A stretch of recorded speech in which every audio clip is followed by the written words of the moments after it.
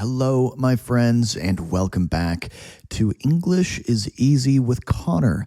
You guys really seemed to like the last video where we walked, we talked, we listened to a TED Talk and learned English as we did so.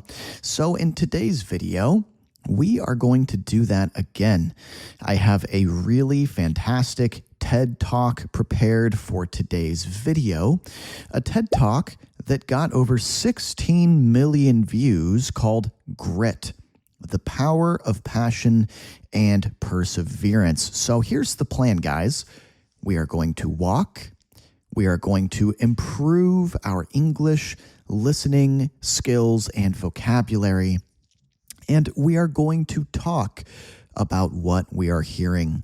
So whether you are listening while relaxing at home, or maybe you are out on a walk yourself, or you are working hard studying English, you can use this video to improve those English skills. All right, click like on the video to support me. Maybe leave a comment letting me know where you're watching from. And let's go ahead and just jump in. Just dive in. Just get started with this TED Talk. Let's take a listen. When I was 27 years old, I left a very demanding job in management consulting for a job that was even more demanding, teaching. Okay, we've got an interesting start here, don't we? At the beginning, the speaker, her name is Angela Duckworth, by the way, she is letting us know about a job change she had. She says that she left one demanding job for another. She was in management consulting, which was a demanding job, right? But she left it for an even more demanding job, teaching. This part, honestly, made me laugh a little bit. As a teacher, I know that teaching can be a very demanding job, right? But what is demanding? It means the pressure is high. There are a lot of expectations for you, right? You are expected to perform at a very high level, right? Teaching can be that way sometimes. What about you guys? What do you do for work? Do you feel like it's a demanding job, or what's the opposite of demanding? Maybe it's a bit more laid back, a bit more relaxed, right? A bit more low stakes, we could also say. Low stakes, low pressure. Let me know in the comments. I went to teach 7th graders math in the New York City public schools. And like any teacher, I made quizzes and tests. I gave out homework assignments. When the work came back, I calculated grades. Okay, so specifically, what was she teaching, right? She was teaching math to 7th graders. Ooh, that sounds like a tough job, to be honest. I have taught middle schoolers in the past. It's a tough crowd. What does that mean? That means that middle schoolers are not super receptive to being taught. They don't want to be at school. They're not excited about learning. So it's tough or difficult to break through to them, right? It's tough to connect with them, to get them excited about learning, to get them passionate about learning. That is a tall order. A tall order. What does that mean? That's kind of a fun English expression that means that's a big ask. That's asking a lot. In other words, that's not easy to do. All right, let's keep listening. What struck me was that IQ was not the only difference between my best and my worst students. I love the way she said, what struck me. What does that mean? Well, she's telling us the story, right? And she's telling us about something that struck her. Okay, that doesn't mean physically hit her, all right? If we use that expression, something struck me, that means you realized something, right? When I was looking out at the sunset, what struck me was that I hadn't seen a sunset in a long time, right? That's what struck me. That's what came to mind. That's what I realized. Now, we can also use this expression in a different way. Something can strike you as being a certain way. For example, maybe at work, somebody makes a joke and you don't think it's a very funny joke. In fact, it seems a little bit mean, a little bit rude or offensive, right? A not nice thing to say. You could say, that joke struck me as offensive. That joke struck me as rude. That joke struck me as inappropriate, not appropriate, right? Some of my strongest performers did not have stratospheric IQ scores.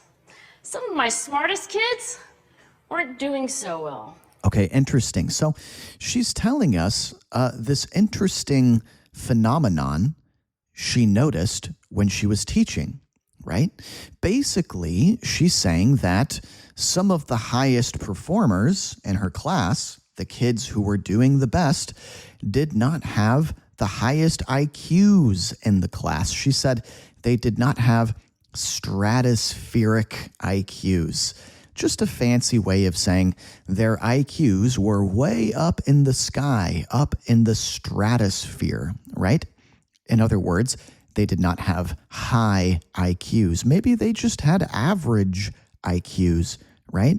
She's also saying that some of her traditionally smartest kids, the kids with the highest IQs, were performing worse than the kids with the low IQs, which is not what you would expect, right?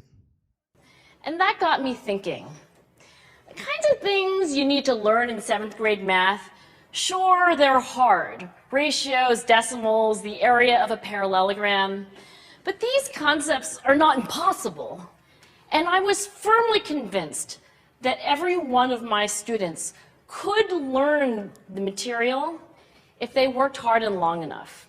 All right, so she's admitting that yes, there are some really challenging subjects in 7th grade math. There are some really challenging things to learn. It's pretty difficult, right? However, she feels confidently that any of her students could learn those concepts if they put their mind to it.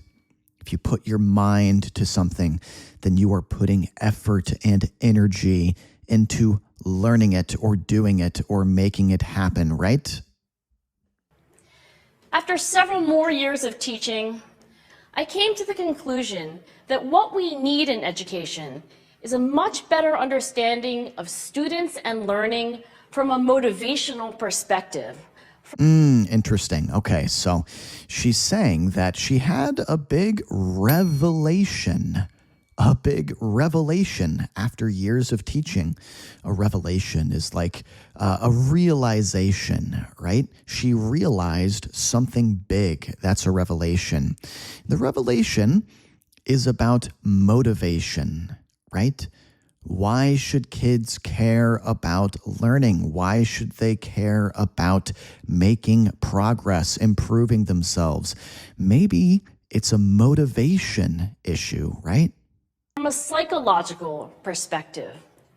In education, the one thing we know how to measure best is IQ. But what if doing well in school and in life depends on much more than your ability to learn quickly and easily? What if learning and performance was about more than just IQ, which is how well you can learn, how quick you can learn, right?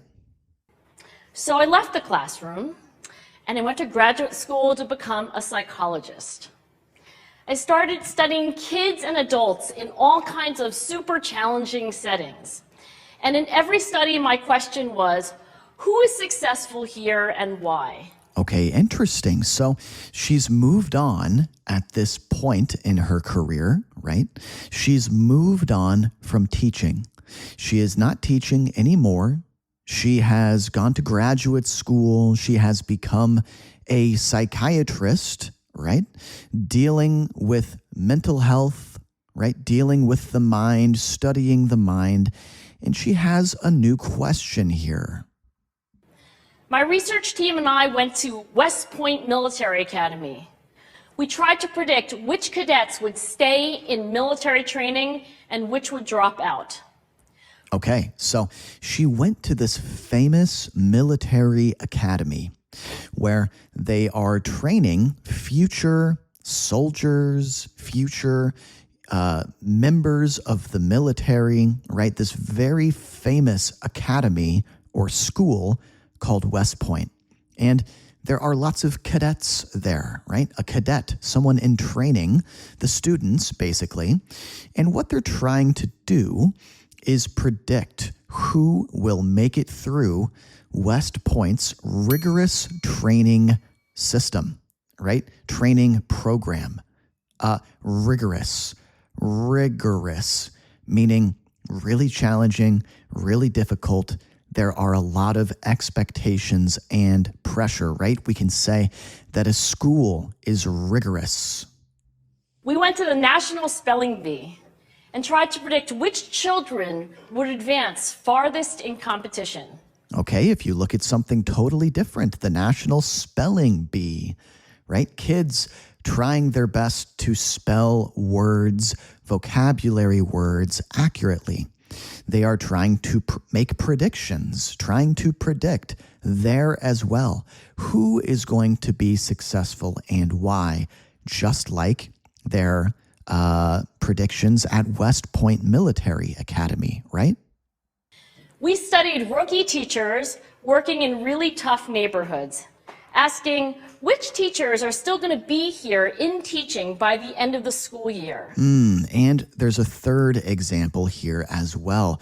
She's saying they took a look at rookie teachers in really rough neighborhoods, okay? If somebody is a rookie, that means they are new. They are like brand new to what they're doing. They do not have experience, right? So they are a rookie. Sometimes you hear this word used in an expression in English. Sometimes we say a rookie mistake. Yeah, a rookie mistake. If somebody makes a mistake that's a really, really basic mistake, they should have known better, right? It should have been obvious. We call that a rookie mistake. You really should have known better. Even, that's something a rookie might have done, a mistake that a rookie might have made, right? And of those, who will be the most effective at improving learning outcomes for their students? We partnered with private companies asking which of these salespeople is going to keep their jobs and who's going to earn the most money. In all those very different contexts, one characteristic emerged as a significant predictor of success. Okay, that's a little bit complicated, right? But we can explain this in a very simple way. Basically, she wants to know what makes successful people successful, right? So she's going around to these different high pressure situations and scenarios, like the military academy, like the spelling bee, like teachers who don't have experience and they're working in a rough neighborhood or a bad neighborhood. And she's realized that there is something that can predict success, right? That can predict success. What is it? And it wasn't social intelligence. Not social It intelligence. wasn't good looks, physical health, and it wasn't IQ. Interesting. It's not any of the things you would most expect, right?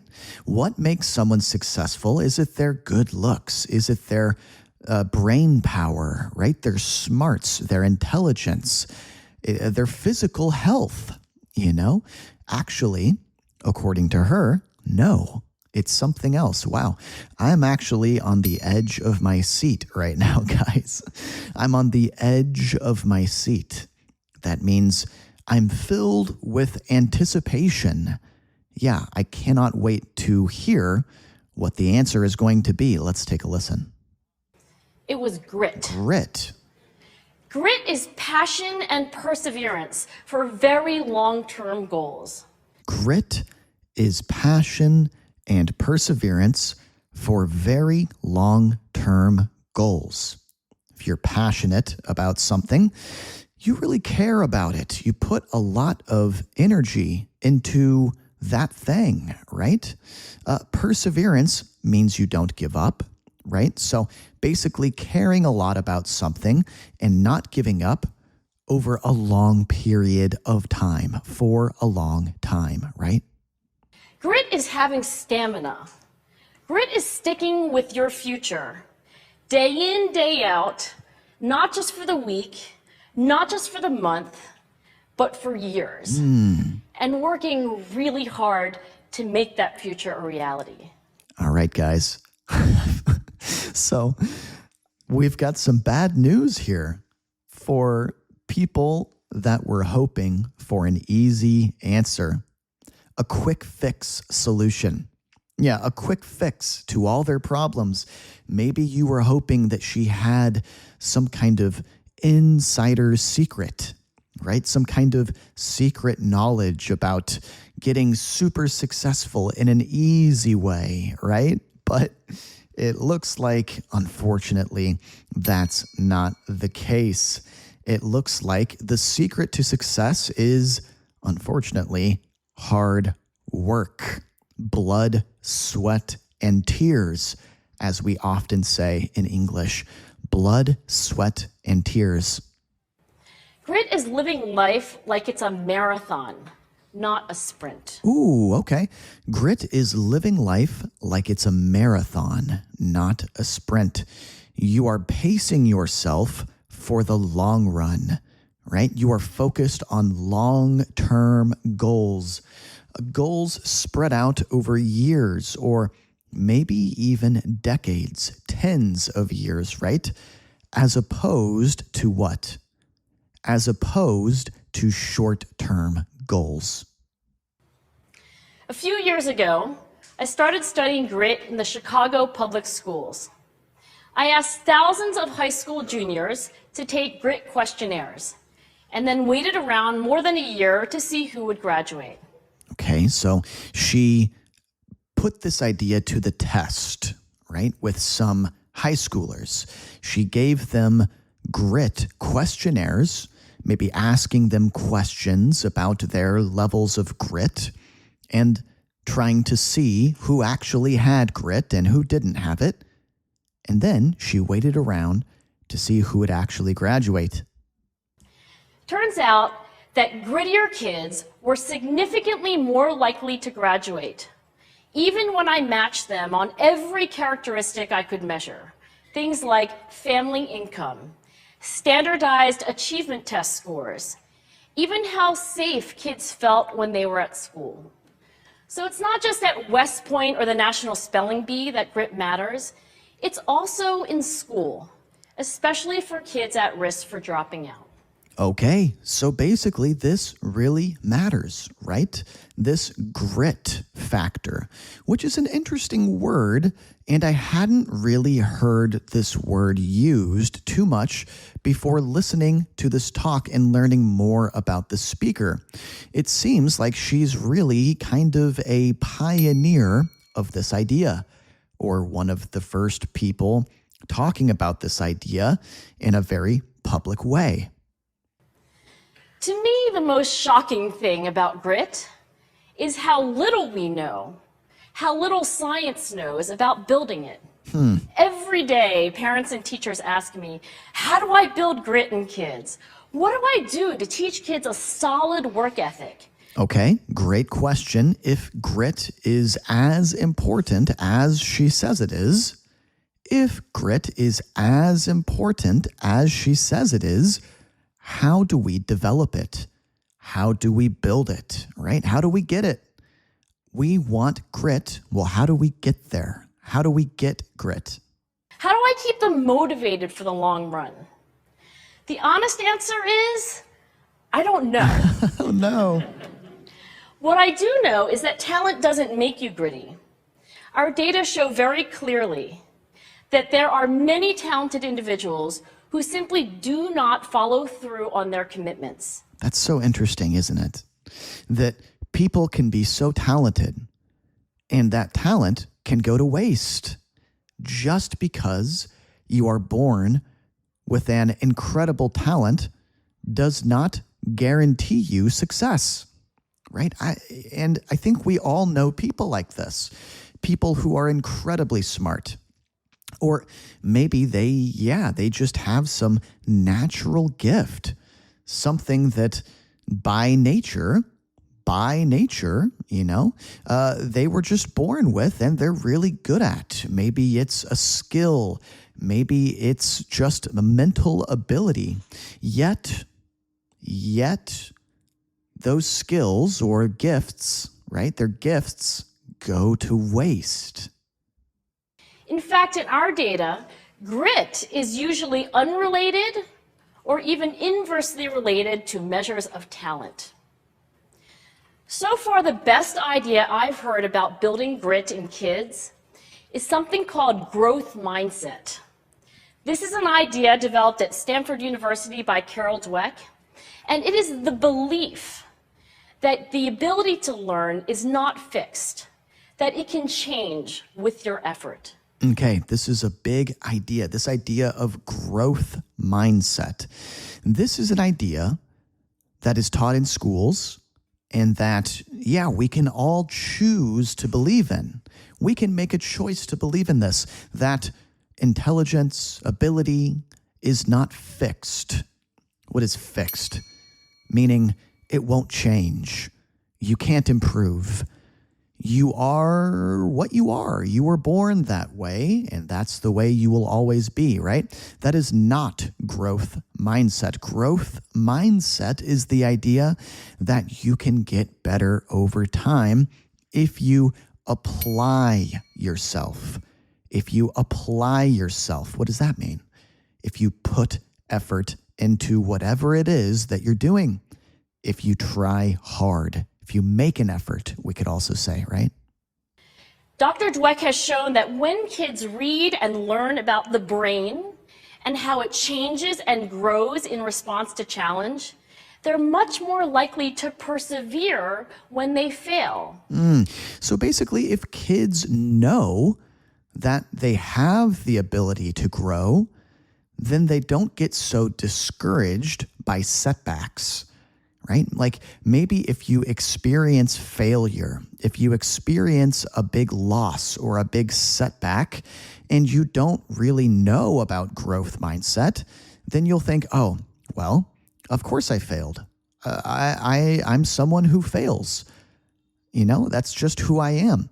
But if you are aware of the idea of growth mindset, then you might not take it to heart so much. You might recognize that, yes, you had a setback. Yes, you had a failure, but it's not the end of the world, right? So this is a very important concept, a very important idea to teach ourselves and believe in and get familiar with. Because they don't believe that failure is a permanent condition. So growth mindset is a great idea for building grit, but we need more. And that's where I'm going to end my remarks, because that's where we are. That's the work that stands before us.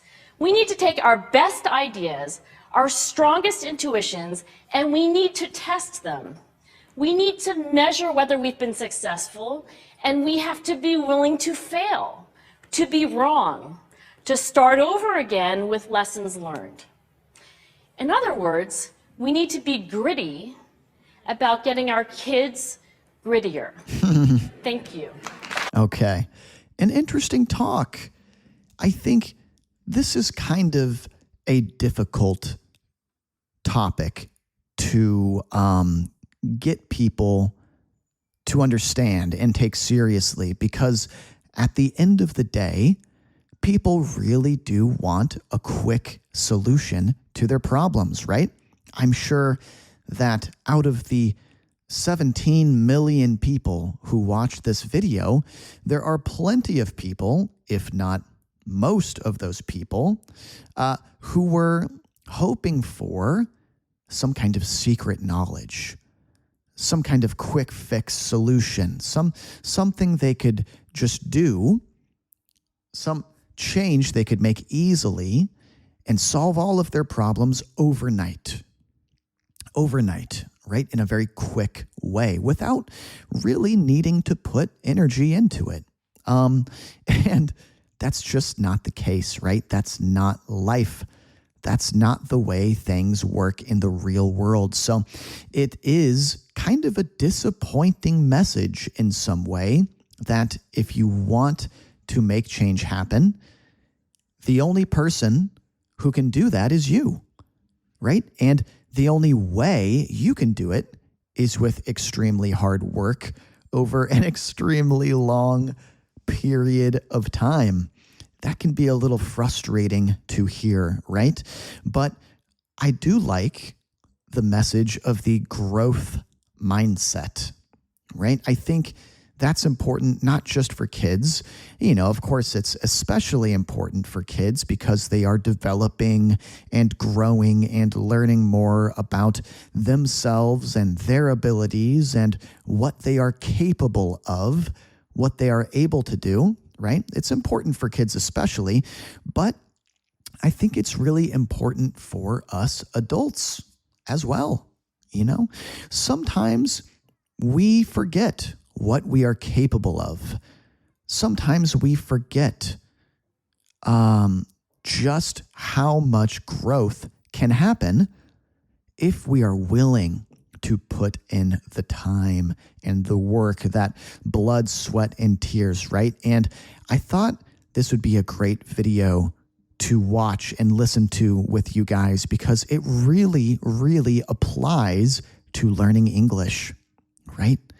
It really matters with language learning because this is not just a long-term goal, it's a super long-term goal. People forget that learning a language is a lifelong goal. You know, learning English, if you want to take it seriously, is something you will be doing for the rest of your life. There are plenty of words and you know, language that native speakers learn as adults. You're never done learning, basically, is what I'm saying. So yeah, I hope you guys enjoyed this talk. I thought that was really interesting. Why don't you let me know down in the comments how you feel about this style of content. You know, in today's video, I wanted to record the video and audio separately because I wanted to make sure the audio quality was really, really good.